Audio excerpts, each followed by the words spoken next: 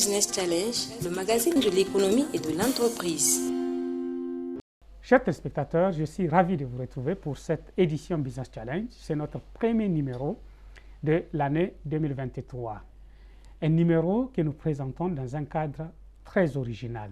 Nous sommes à Nomade Artisanat et Culture.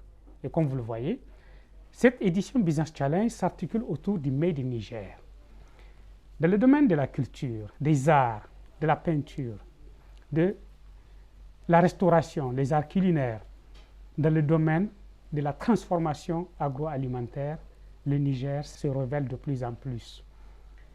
Nos artisans, nos entrepreneurs montrent de plus en plus un génie créateur, montrent du talent.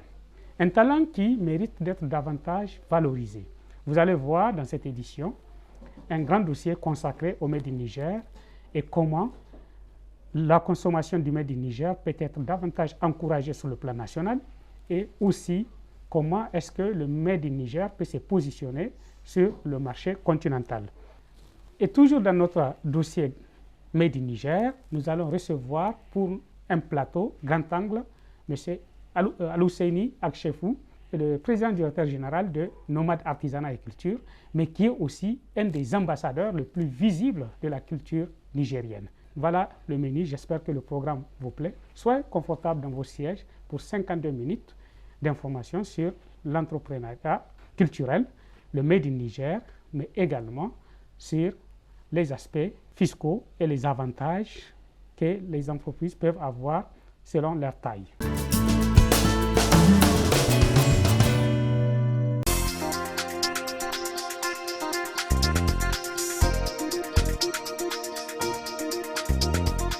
Le Niger, une population estimée à plus de 27 millions d'habitants d'ici fin 2023. Une richesse culturelle extraordinaire qui se traduit à travers les arts culinaires, les arts plastiques ou encore la mode. Toutefois, malgré sa diversité, cette culture reste quelque peu méconnue par la grande partie de la population. En conséquence, les Nigériens consomment principalement des plats béninois, ivoiriens ou encore togolais. Ils s'habillent à la mode occidentale et n'achètent pas vraiment les œuvres d'art conçues par des artisans nigériens. Heureusement, les choses sont en pleine évolution. De plus en plus de jeunes choisissent d'entreprendre dans le secteur culturel. Pour certains, il s'agit de passion. CMAF Collection, c'est une collection de sacs en cuir et des ceintures. Je me suis lancée dans la mode parce que c'est une passion pour moi. En dehors de la passion, j'ai grandi en voyant ma mère le faire. Et maintenant que j'ai saisi l'opportunité de le faire, je me suis dit pourquoi ne pas le faire. Tout simplement, c'est la passion. C'est vrai que oui, on travaille tous pour avoir un gain, l'argent à coup sûr.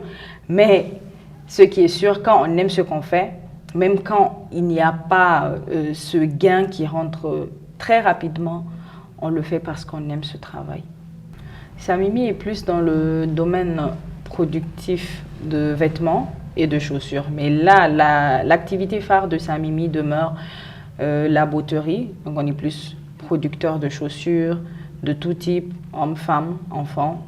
Pour d'autres, cette initiative est plus patriotique et participe surtout à faire découvrir le Niger sous un aspect plus culturel et plus coloré, avec comme matière première des éléments exclusivement nigériens. Le restaurant La Nigérienne, comme vous pouvez le constater de par son nom, c'est un restaurant qui fait la promotion de l'art culinaire nigérien. Nous avons la prétention de faire de la haute gastronomie nigérienne. Au fait, c'est tout simple, ce sont des mets de chez nous que nous revisitons, que nous valorisons. J'étais en voyage aux États-Unis et on m'a posé la question, il y a très longtemps, on m'a posé la question quels sont les plats qu'on cuisine chez vous? Quel est votre art culinaire, etc. Et j'étais surprise moi-même de voir que je n'avais pas de réponse. Et tout ce que j'ai eu comme réponse, vous allez trouver ça drôle, c'était de dire on n'en a pas, alors que ce n'est pas le cas. Et donc je me suis dit, si je suis dans cette situation, c'est qu'il y a forcément des gens qui sont dans cette situation. Donc ce serait bien de faire connaître cet art culinaire nigérien et moi-même de connaître cet art culinaire nigérien et d'en faire profiter d'autres. Ces initiatives donnent naissance à une chaîne de valorisation, créant ainsi des centaines d'emplois.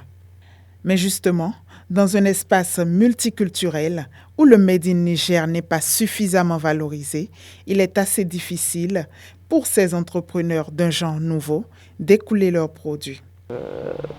Les Nigériens qui viennent, il n'y en a pas beaucoup. Il n'y en a pas beaucoup et nous, de notre côté, nous essayons de booster un peu pour valoriser cela, pour inciter toute la population nigérienne à consommer nigérien, donc du coup à venir à notre restaurant pour découvrir ces mets-là. Au premier début, les sondages que j'avais faits, l'équipe et moi, les Nigériens n'étaient pas les consommateurs, mais au fil du temps, ça monte. Hein, et on a beaucoup, pas parce que oui, la personne connaît sa Mimi ou parce qu'il connaît quelqu'un de l'équipe, il prend pour encourager un et après, on le fidélise de telle sorte qu'il revienne. Et très sincèrement, les Nigériens consomment.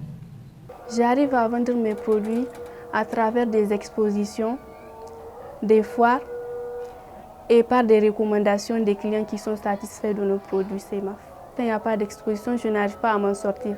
Je rencontre des difficultés telles que la rareté des clients parce que nous sommes dans un contexte où les œuvres d'art n'ont pas une grande importance.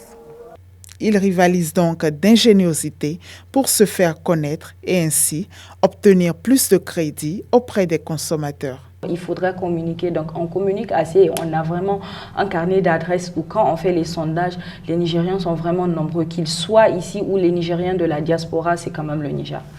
Alors, le restaurant La Nigérienne fait le service de table, les buffets, le service traiteur. Donc quand il y a des événements, il y a des colloques, des conférences, nous nous déplaçons pour servir les clients, les entreprises.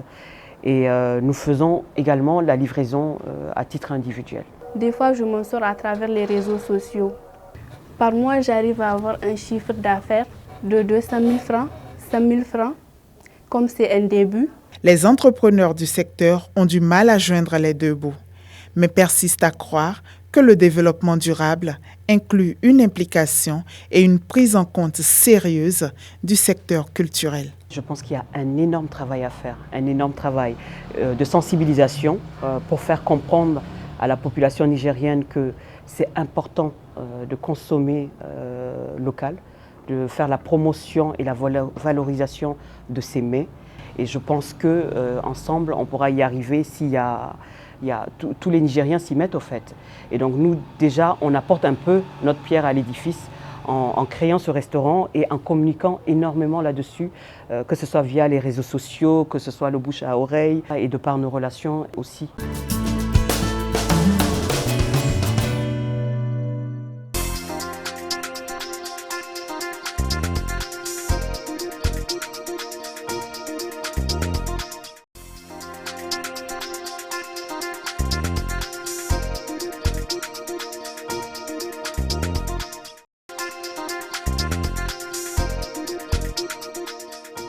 Mon frère, comment tu vas? Je vais bien. Ça va bien? Ça va? La famille, ça va? Le boulot, ça se passe bien? Ça va. Ça va? C'est un plaisir de te Bienvenue retrouver. à la Galerie Nomade, le porte-flambeau, je dirais, de la culture nationale, de la culture nigérienne et de toutes ses originalités, que vous faites partie des personnes qui les prennent aujourd'hui dans ce pays. Ben, Merci pour tout ce que vous faites. Vraiment. Je suis émerveillé déjà à travers ce que je vois. Merci. Et je pense que je ne suis même pas encore entré Ah non, en oui, profondeur, n'est-ce pas? on rentre dans le hall. Ok. Où nous sommes là, nous sommes dans la véritable création et créativité. Ouais. C'est notre manière de personnaliser cette appartenance à cette composante sociale qu'on appelle les inadan, qui sont les créateurs, les concepteurs, les ingénieurs,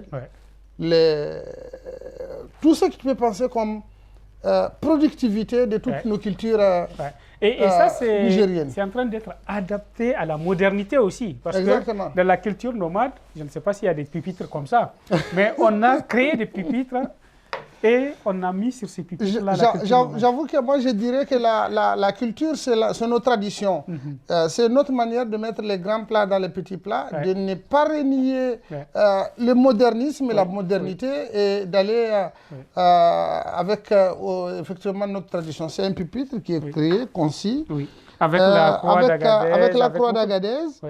Je pense que c'est notre manière de dire que dans mon beau pays, le Niger, ou toute l'Afrique, si on ne peut pas faire comme les Japonais ou les A380 chez le Airbus, ou si on ne peut pas faire un avion, quand même, on peut faire un pupitre.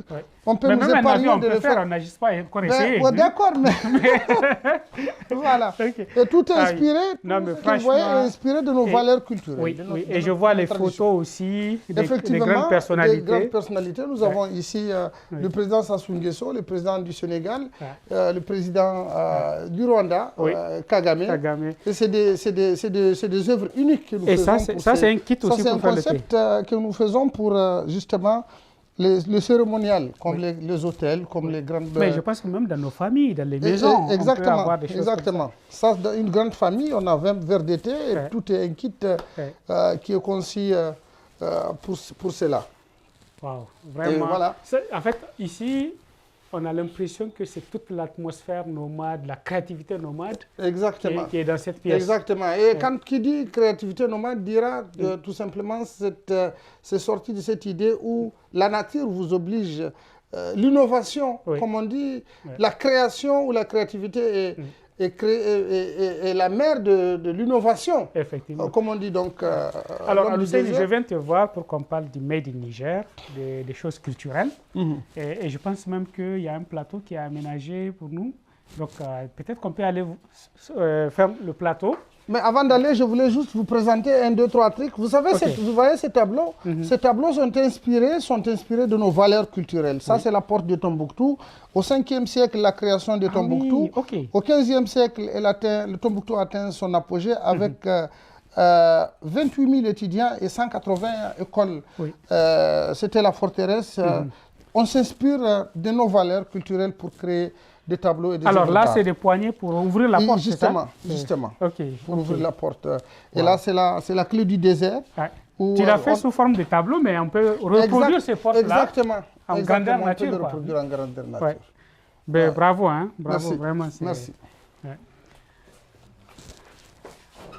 Ah, ça c'est le bureau. Ça c'est le bureau. Le bureau aussi. Le bureau aussi. Le bureau est une galerie. Oui, on passe tout le temps à créer.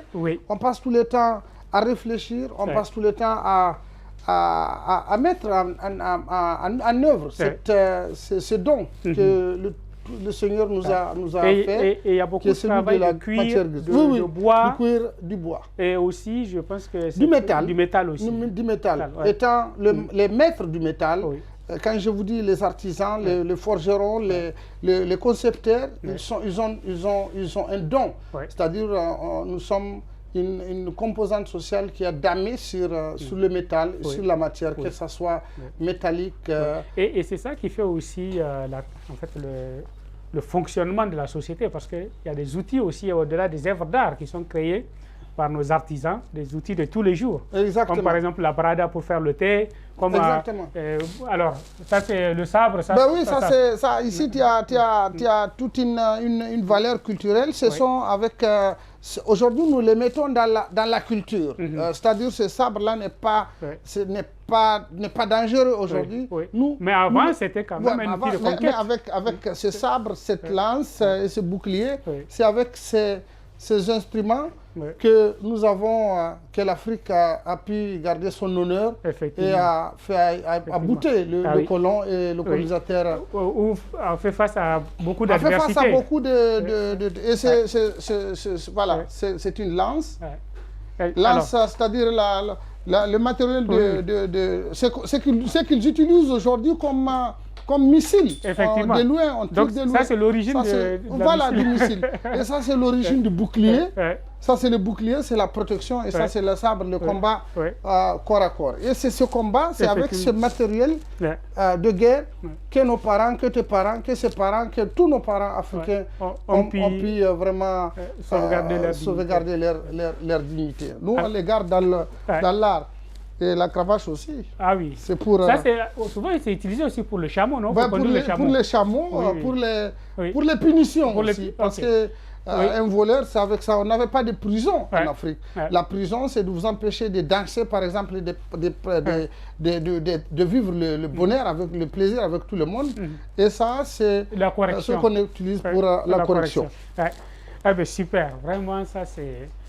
On est dépassé quand on vient ici. Merci Ça beaucoup. ressemble à une caverne d'Ali Ben oui, Baba. d'Ali Baba. Caverne Et nous sommes, avec, comme ouais. vous voyez, ça c'est des personnalités qui aujourd'hui font partie, ont beaucoup fait pour la culture africaine. Ouais. Vous avez le président de la Mauritanie, notre président du Niger, le président du Tchad. Le président du Tchad. Je vois ça, Antonio Guterres, Mo Ibrahim, exactement, avec le président Issoufou aussi. Exactement, Ouais. exactement. Incroyable. Donc on fait... oui, et puis c'est eux qui portent quand même, qui doivent être les porte-étendards. Exactement, et ils le font bien, oui, en réalité. Oui. Voilà. Alors, ben, nous, on va passer à un petit cérémonial qui va prendre... vous allez sortir... je vais sortir transformé. On va transformer en vrai nomade. En vrai nomade. Mais en même temps, je pense que chaque Nigérien... En vrai aménocal. Bon, aménocal, là, c'est... Aménocal, oui, c'est ça, de là.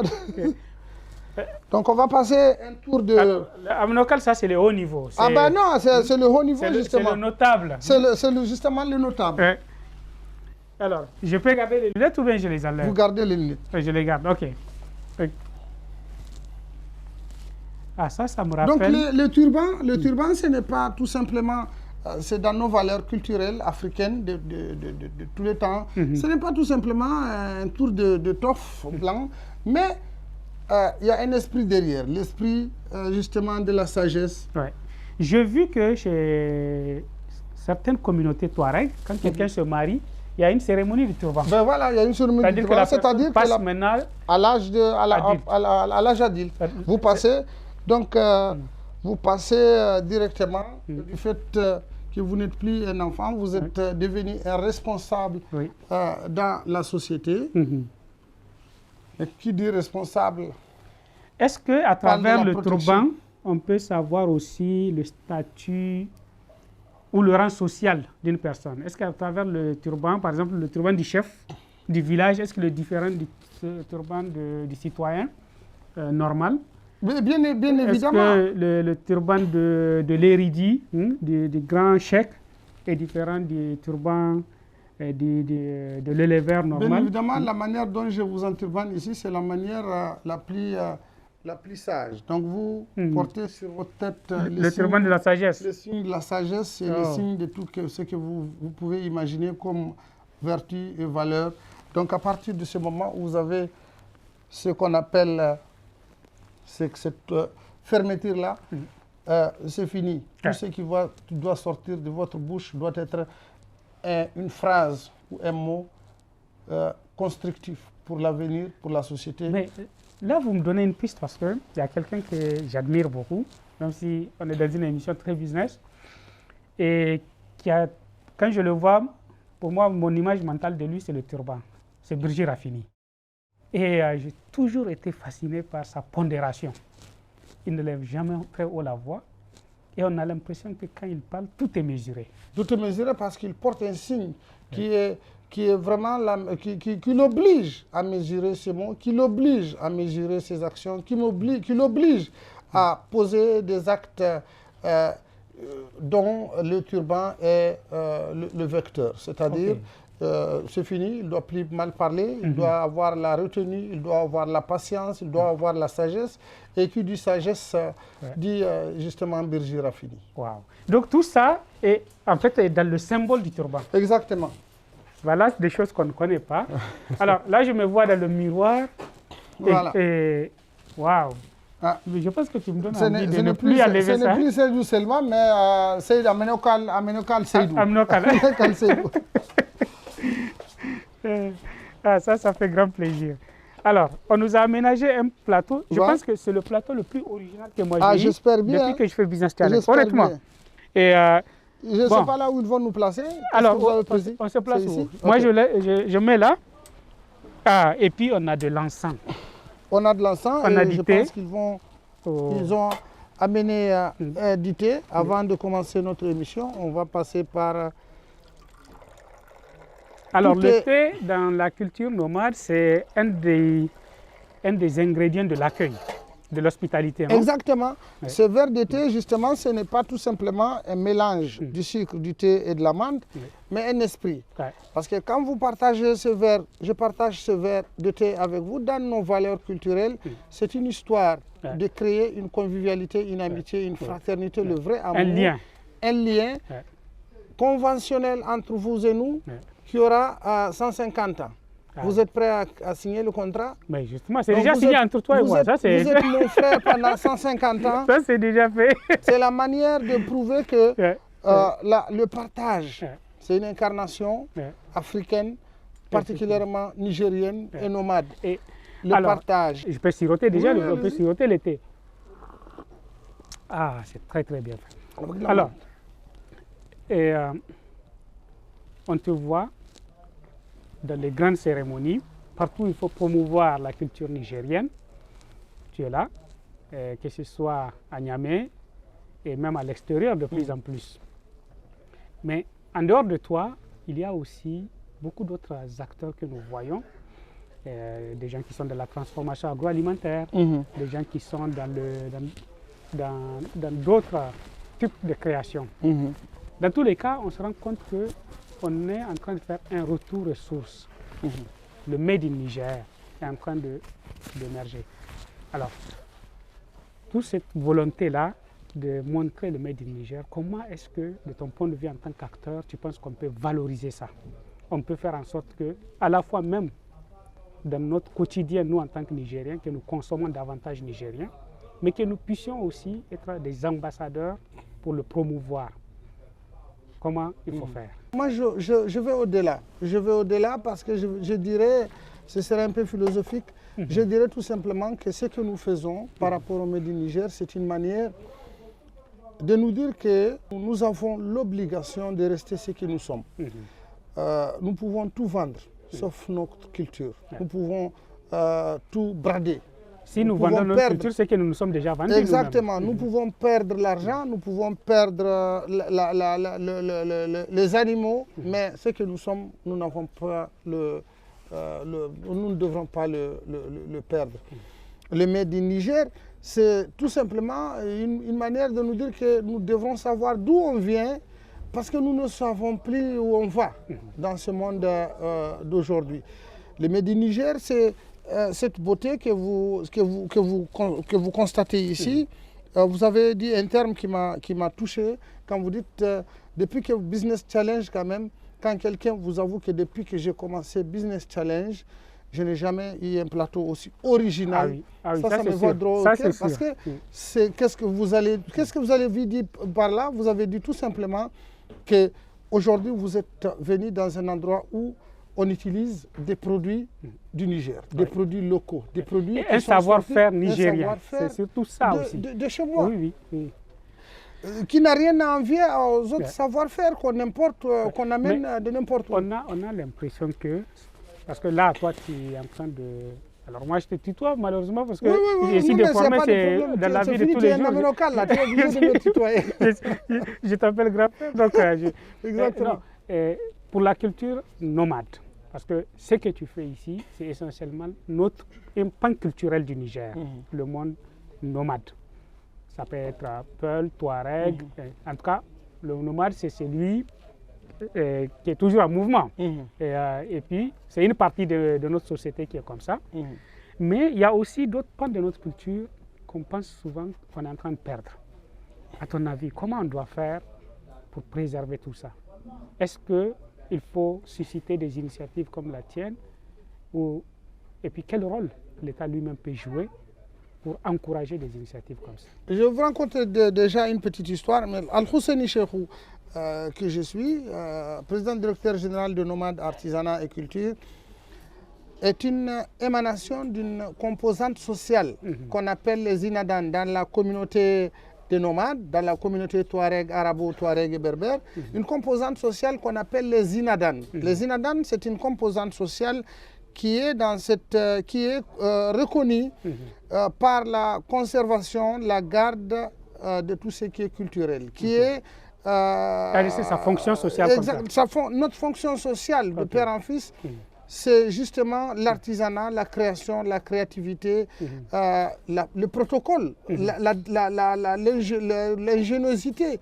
Je peux même aller au-delà pour parler de la médiation et de l'intermédiation. C'est cette composante sociale qui fait la paix, qui dégage la paix. Toutes les vibrations de la paix sont dégagées par cette composante, composante sociale depuis la nuit des temps. En 1889, c'est un de mes 4e grands-pères qui a signé l'accord de paix entre la dernière résistance et le colon. Je vais vous dire que je suis un Africain, un Nigérien qui a travaillé à l'étranger, mais qui est revenu à un certain moment, qui a pris la décision de revenir à ses sources. Parce que quand je suis revenu, j'ai constaté qu'il y a beaucoup de choses que nous sommes en train de perdre. Donc, quand vous me posez la question, je pense déjà à une personne qui est révoltée par le fait qu'on risque de perdre certaines de nos valeurs et au patrimoine culturel aussi. Au patrimoine culturel, justement. Et c'est ce qui m'a obligé. Mais il y a une chose aussi que je voulais savoir à Luseni. L'homme passionné que tu es, ça se voit tout de suite. Mais ici, quand je suis rentré, j'ai eu l'impression aussi que je suis rentré dans une entreprise culturelle. Justement. Et comment tu fais pour promouvoir tout ça, tout en fonctionnant comme une entreprise?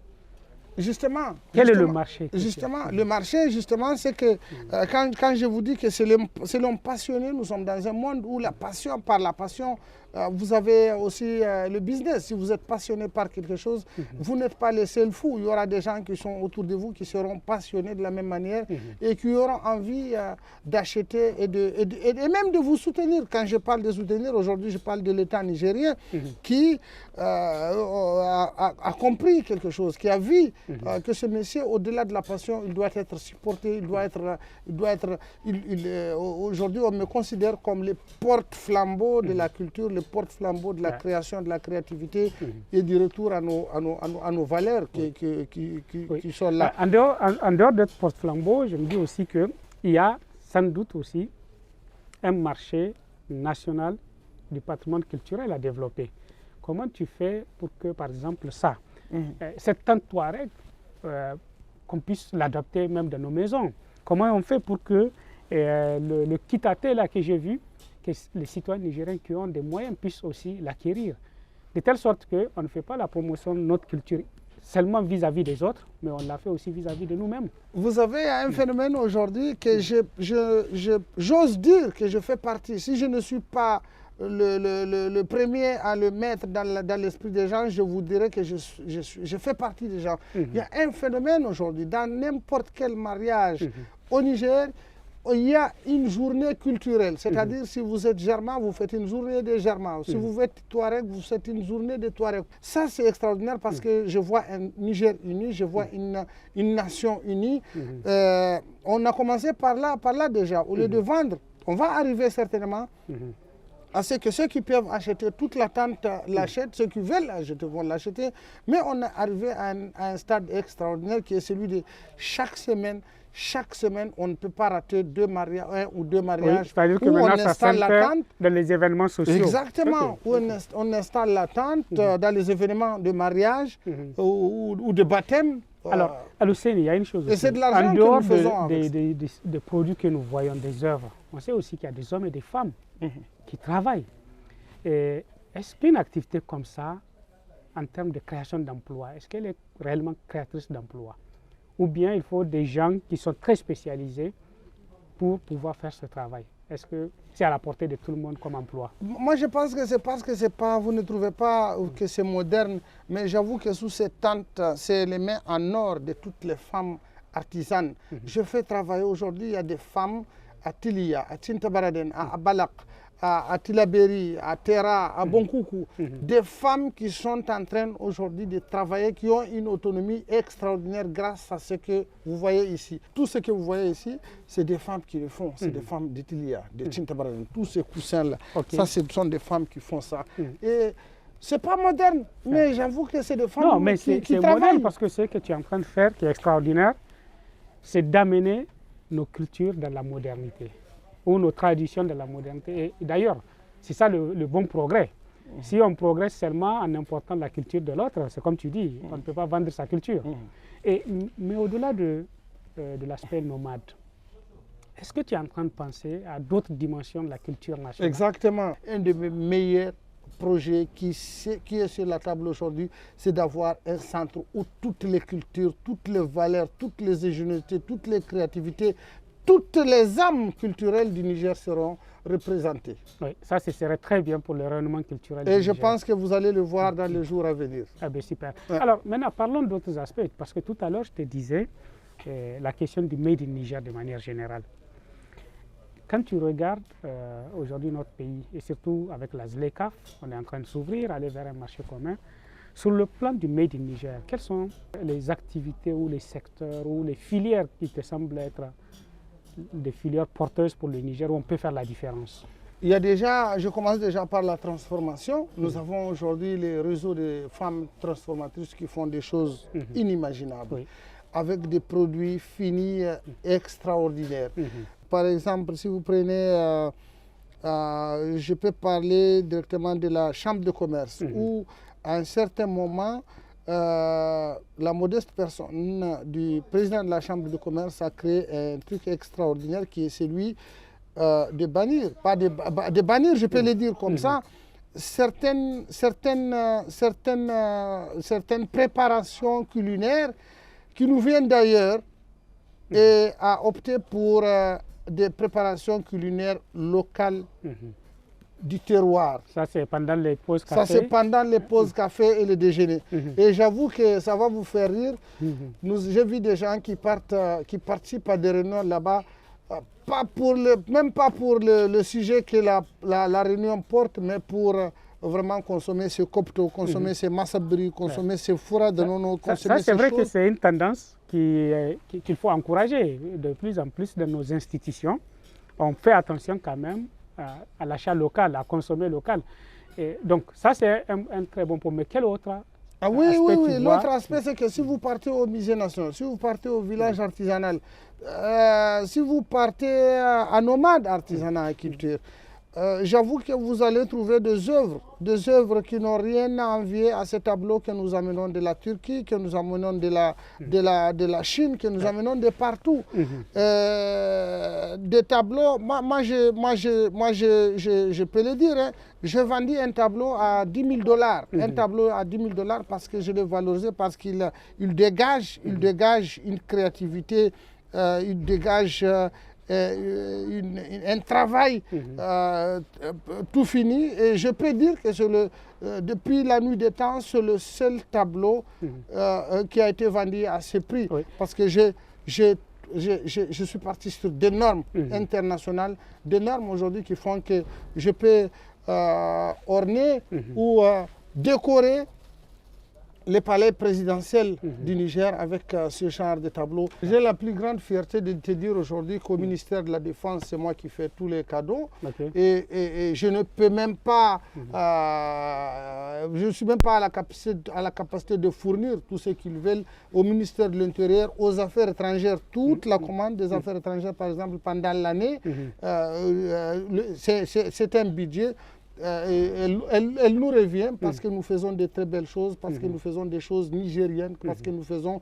Et d'ailleurs, j'ai quelque chose à proposer, certainement une proposition qui va être adoptée, c'est celle de faire en sorte que, par exemple, le ministère des Affaires étrangères, parce que j'ai fait le monde entier, j'ai vu toutes les ambassades du Niger, j'ai vu des ambassades où, pendant une fête, l'ambassadeur ou l'ambassadrice prend un objet qui n'appartient pas au Niger, un objet par exemple pour en faire cadeau. Pour en faire cadeau. En Égypte par exemple, je vois on prend les pharaons pour faire cadeau à quelqu'un qui est venu. Voilà, donc la proposition déjà que je fais, c'est qu'on fait des cadeaux, on fait des budgets, on envoie dans des valises diplomatiques à toutes les ambassades pour que ce que vous donnez soit de vous, soit effectivement.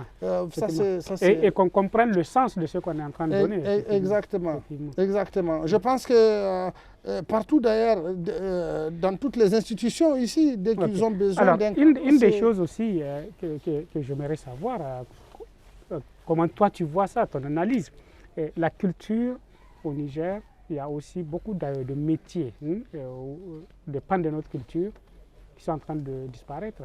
Et ça m'amène aussi à la question de la préparation de la relève. Comment est-ce que, par exemple, les acteurs culturels travaillent sur cette question-là pour voir la transmission du savoir-faire à la jeunesse? Je me souviens, par exemple, d'un acteur culturel qui en a parlé une fois et qui avait un grand cri de cœur par rapport à ça. C'était le défunt Maman Barka, qui faisait le gourmi, qui disait qu'un de ses regrets, c'est qu'il n'a pas pu le transmettre comme cela se doit. Est-ce que dans ce que tu fais, tu trouves aussi que cette préoccupation existe? Vraiment, ça existe.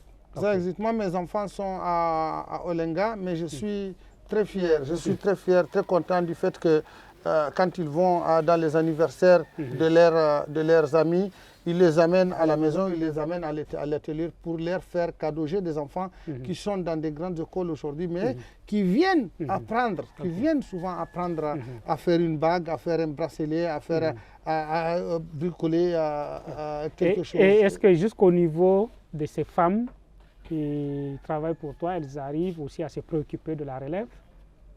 Effectivement, dans ce domaine, comme je travaille, nous travaillons beaucoup plus avec des femmes de village. Quelle est la stratégie que j'ai adoptée aujourd'hui? C'est de trouver des formatrices au niveau du musée, au niveau du village artisanal et de créer un réseau où elles vont aller apprendre ce travail. Je cherche des financements, je cherche des projets qui sont venus pour ça et qui me prennent par exemple une formatrice du village artisanal ou une formatrice, une femme qui est bien calée, qui a eu des formations en Chine, au Maroc où on travaille beaucoup les cuirs, et de les amener à Tilia, à Tasra, pour que elles apprennent aux femmes là-bas, aux jeunes filles là-bas, du travail qui est vendable sur le marché moderne, sur le marché de Niamey, parce que là-bas, ce qui se passe là-bas, les gens sans formation, ils font du travail, mais ça n'a pas la qualité, ça n'a pas les normes qui peuvent faire en sorte que je le vende à une représentante des Nations Unies ici ou un représentant de l'OMS ici.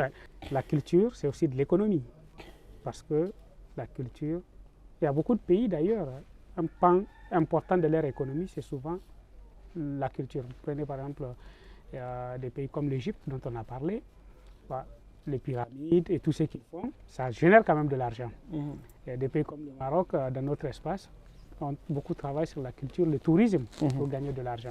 Comment est-ce qu'au Niger, on peut faire pour que le secteur culturel soit vraiment un secteur important pour notre économie? Et quand vous avez parlé de ces pays-là, j'ai directement pensé aux Émirats arabes unis, qui est un pays du Golfe, pétrolier, mais aujourd'hui le pétrole est en deuxième ou au troisième. Et c'est la culture qui est en train de prendre la culture.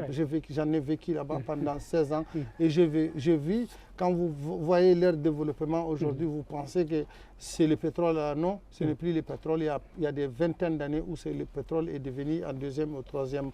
Donc, en répondant à votre question, le Niger a beaucoup de belles choses. Le Niger, il faut qu'on croie en nous-mêmes, il faut qu'on sache vendre nos affaires, qui font de nous le pays qui a le plus beau désert du monde, le pays qui a quand vous partez à Timia, par exemple à Arlit, au-delà, vous allez trouver une configuration naturelle qui n'a rien à envier que celle que vous avez dans les pays. Et ce genre de merveilles, on en trouve dans toutes les régions. Exactement, dans toutes les régions. Vous parlez de la région du fleuve, les hippopotames, la dernière génération de girafes de l'Afrique de l'Ouest qui se trouvent, les peintures, les rupestres qui se trouvent partout ailleurs, les dinosaures.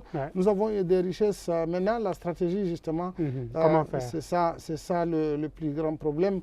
Nous sommes malheureusement confrontés à cette situation que nous regrettons d'ailleurs, qui est celle des médias qui parlent de cette histoire de terrorisme. Il y a beaucoup plus. Oui, alors que le terrorisme ne doit pas cacher toute cette beauté-là, toute cette potentialité, mais c'est aussi notre travail, je pense, non? Exactement. C'est le travail du gouvernement, c'est le travail des citoyens comme toi, et c'est le travail peut-être même de tous les citoyens du pays. En tout cas, Alousseni, merci beaucoup pour cet échange. ça m'a beaucoup plu. Je pense que ça fait longtemps qu'on en parlait. Ben oui. Et là, donc on va prendre notre deuxième fer, au risque de vous faire payer une chamelle. Parce que vous prenez un premier, vous prenez pas si on ne prend pas le deuxième, on paye une chamelle. On paye une chamelle. Donc, et ça coûte cher une chamelle aujourd'hui. Ah oui. Donc c'est ça dont je parlais tout à l'heure, la convivialité, l'hospitalité. Oui. Ces verres d'été, vous allez en Arabie Saoudite là, ou à Dubaï, la première des choses qu'on vous donne, c'est un verre d'été qui n'est même pas sucré. Nous, notre thé est sucré et de la menthe. C'est leur manière de te dire, vous êtes chez toi, vous êtes chez vous, vous êtes vraiment la bienvenue. Bien, en tout cas, merci beaucoup. L'été est très bon, le cadre est agréable et je pense que cet espace devrait être encore plus grand. Parce qu'il faut qu'il y ait du monde qui viennent visiter chaque jour. Est-ce que c'est prévu ça? C'est prévu, nous n'avons besoin que d'une chose, un soutien administratif. Je ne parle même pas du soutien financier. Nous avons l'intelligence et la matière grise pour trouver de l'argent pour soi. Ce que nous voudrions, un appel justement, c'est le soutien administratif. Aujourd'hui, il y a un truc qui se passe. La dernière fois, j'étais en Égypte. Quand on est arrivé, au niveau de la place où se place la table ronde, nous avons placé des artisans, nous avons placé cette tente à Paris. En fait, c'est pratiquement, je peux dire, c'est la deuxième personne qui place une tente à Paris. La première c'est Kadhafi, la deuxième c'est Al-Husseini Cheikhou du Niger. Ce n'est pas Al-Husseini qui est là, mais c'est le Niger. On a placé la tente et j'avoue que je ne connais pas une autorité ou une personnalité économique de ce monde qui n'a pas pris du thé autour de cette table. Les patrons de la BAD, les patrons de la FMI, c'est la première fois qu'ils prennent du thé. C'est la première fois et ils passent plus le temps, souvent ils ont passé plus le temps sous la tente qu'à l'intérieur de la BAD, la BADEA, le FMI, le Fonds mondial. Toutes ces personnalités ont pris du thé convivialement sous sa tente. Et j'imagine que le capital sympathie du Niger a considérablement augmenté. Exactement, l'hospitalité du Niger, la sympathie du Niger et les dollars, les milliards, ça rentre dans des endroits comme ça parce que là, vous amenez la personne à sa juste valeur, qui est celle de l'être humain, qui est humecté de ces valeurs qui sont qui peut avoir des émotions. Exactement, c'est là où se passent les hommes. C'est pas là. On a amené à des personnalités. Moi, j'ai pris des cartes de personnalité à $100 000. Moi, je ne pourrais pas rencontrer. Mais grâce à la culture, grâce à cette tente, grâce à cette convivialité, c'est des personnalités auxquelles je disais non, attends, l'autre va quitter d'abord. L'autre va quitter. Moi, j'ai dit ça à des personnes. Après, quand elles me donnent leur carte de visite, c'est le docteur, le président de la BADEA, le président de la BAD, le président du FMI. J'ai reçu de personnalités économiques de ce monde comme Dominique Strauss-Kahn, qui a passé tout son temps autour de moi et il y avait toute une histoire derrière lui. Il avait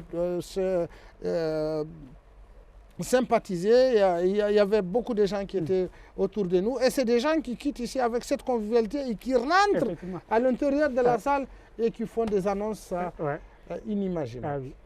À la COP27, je fais du Niger le pavillon le plus visité sur toutes les nations. J'ai vu les images. 147 nations ont visité le Niger. 27 000 verres d'été ont été servis gracieusement sous la tente du Niger. 27 000 verres d'été en 12 jours. Non, ça veut dire qu'il y a 27 000 personnes au moins. Quand on compare. Si on fait un verre par personne, ça veut dire qu'il y a au moins 27 000 personnes. Exactement, 27 000 verres d'été ont été gracieusement octroyé sur le stand du Niger. Le président, un grand leader sur ce plan culturel, a même demandé, mais Al-Husseini, comment tu as fait pour aimanter tout ce monde au stand du Niger? Et j'avoue qu'il y avait plus de 40 000 personnes à la COP. À un moment donné, le pavillon du Niger était le repère. Quand vous vous perdez, vous trouvez quelqu'un qui est perdu, vous lui dites non, passez. Par le pavillon vous connaissez le pavillon du Niger. On se retrouve là-bas. On se retrouve là-bas et puis vous allez trouver les gemmes. La même chose, on le fait partout et tous les jours. Ah ben super. C'est grâce à la culture. Oui, on voit vraiment le rôle et la dimension de la culture. Voilà. Et je pense que, comme on disait, le défi, c'est de continuer à la valoriser. Et ça, c'est tout le travail que, tu es au cœur de ce travail. Exactement. Et je pense qu'il faut tout un mouvement autour de notre culture. Et d'ailleurs, je vis aussi, pour conclure, de plus en plus quand même des jeunes qui s'engagent pour la promotion de la culture du Niger. Ah oui. Et je vois par exemple le jeune homme qui circule dans Niamey avec son véhicule Culture Niger, avec les 3 pneus là. Les 3 pneus, voilà, terra, des choses comme ça. Bon, ça montre qu'il y a un éveil, mais il faut que tout ça soit boosté et que ça soit utile même sur le plan économique. Le fait que l'artisan est considéré comme un pauvre, un précaire qui ne doit pas avoir accès à un gros montant. Un 10 millions qui est donné à Al-Husseini en tant qu'artisan, c'est beaucoup. Les gens trouvent que c'est trop. Les gens trouvent que c'est trop, alors qu'un 10 milliards qui est donné à un opérateur, 10 milliards j'ai dit, qui sont donnés à un opérateur économique pour acheter par exemple des véhicules de l'État, il n'y a que lui, l'opérateur économique, et la société Toyota qui auront, ou la société Mercedes qui auront les bénéfices. Lui, sa famille et la société qui auront les bénéfices. Alors qu'un 10 millions qui a été donné à Al-Husseini pour amener les 50 tableaux qui seront vendus aux affaires étrangères pour en faire des cadeaux, ce n'est pas Al-Husseini seulement qui va gagner de l'argent, c'est toute l'industrie, c'est toute une gamme. Voilà, c'est 10 artisans, c'est 10 familles, 10 bonnes familles en Afrique, c'est 10 personnes par famille, c'est 100 personnes. Ouais. Alors que c'est toute la communauté qui va en bénéficier. Donc en fait. valoriser. Mais est-ce que ça ne montre pas qu'on n'a pas compris la nécessité de valoriser? Exactement. En fait, valoriser, c'est valoriser. Moi, je ne vous dis pas de valoriser. Quand on parle du made du Niger, valoriser, ce n'est pas m'obliger d'acheter un plat de riz ou bien 1 kilo de riz où il y a du sable parce que c'est le riz du Niger. Non, ce n'est pas ça valoriser. Valoriser, c'est justement, qu'il y ait de la qualité. Et là, on valorise nos Donc, valoriser mon produit qui est fait, ce coussin qui est fait où la femme a pris au moins une semaine en train de le faire. Mais le gars, il va regarder les prix du cuir et même pas le prix normal de la peau, il va prendre le prix de la peau pendant la tabaski. Pendant la tabaski, la peau se jette. Une peau, ça fait 300 francs. Oui. Ça, c'est 10 peaux, ça. Donc, ça fait 3000 francs. Ces coussins, je ne peux plus les vendre. Lui, il va voir là-bas le coût. Oui, mais il y a toute une valeur ajoutée, il y a du génie, du talent dedans. Il ne va pas voir ses talents parce que l'artisan, justement, c'est un pauvre type qui ne doit pas se développer. Est-ce qu'on peut industrialiser nos produits culturels? Par exemple, ce que tu fais là, est-ce que tu peux le produire à échelle industrielle, par exemple? Évidemment. Moi, je suis sur là où je suis. En 5 mois, j'aurai, par exemple, en 5 mois, j'ai créé les conditions pour que j'ai 200 x 5. 200 x 5, ça fait 1000. 1000 coussins comme ça. Okay. Et ces coussins-là... Oui, parce que quand c'est produit en dimension industrielle, ça devient compétitif. Celui qui pense qu'acheter ça à 100 000 ou à 200 000, c'est cher. Quand c'est fait en grande quantité, avec peut-être souvent des matériaux qu'on peut avoir plus facilement, au lieu de le vendre à 100 000, tu peux le vendre à 25 000 et gagner aussi du bénéfice. Très bien, exactement. Nous sommes sur cette dynamique-là, ces coussins-là, je l'achète. Son prix initial, c'est dans les environs de 40 000. Parce que ce n'est pas un coussin qui est... Même la matière, même le cuir et la beauté et la texture, tout ça là, c'est un autre niveau. Je le vends à 40 jusqu'à 50 000. Mais sur une quantité industrielle, je peux aller jusqu'à 20 000 carrément. Et quand vous l'avez à 20 000, vraiment vous l'avez à vil prix. C'est un cuir comme ça, je pense que vous ne serez pas, vous allez débourser dans les $2000 pour avoir un truc comme ça, si c'est sorti de Louis Vuitton ou d'une gamme. C'est-à-dire qu'il y a un grand challenge, garder toute la valeur du travail de l'artisan, mais en faire aussi un produit économique. Exactement. Ça, c'est vraiment un challenge et je pense que c'est quelqu'un comme toi qui peut relever, ou bien qui peut aider à relever le challenge. Nous n'avons pas peur, Inch'Allah, on va arriver à nos objectifs parce que nous avons déjà toutes les conditionnalités pour arriver à nos objectifs. En premier lieu, la passion et l'amour de ce que nous sommes en train de faire. Et je pense que ça, ce sont les deux piliers. C'est des ressorts qui sont très puissants. Qui sont très puissants pour la réussite de quoi que ce soit. Très bien. Al-Husseini, merci beaucoup. Merci mon frère. Merci. Okay.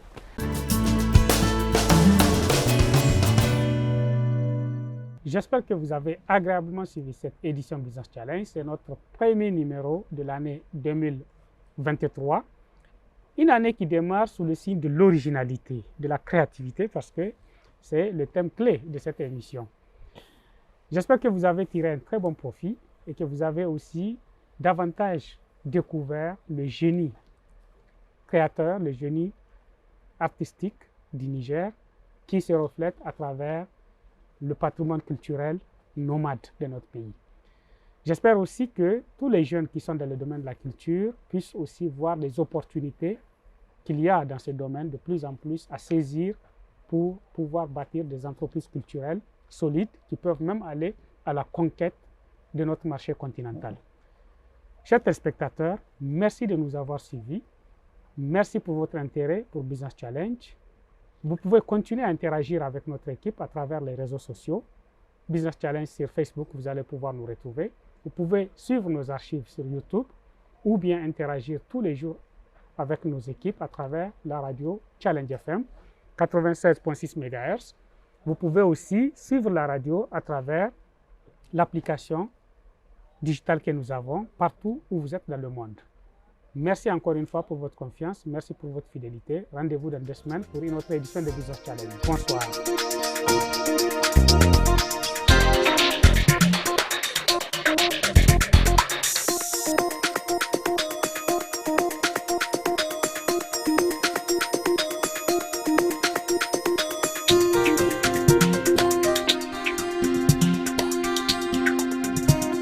Business Challenge, le magazine de l'économie et de l'entreprise.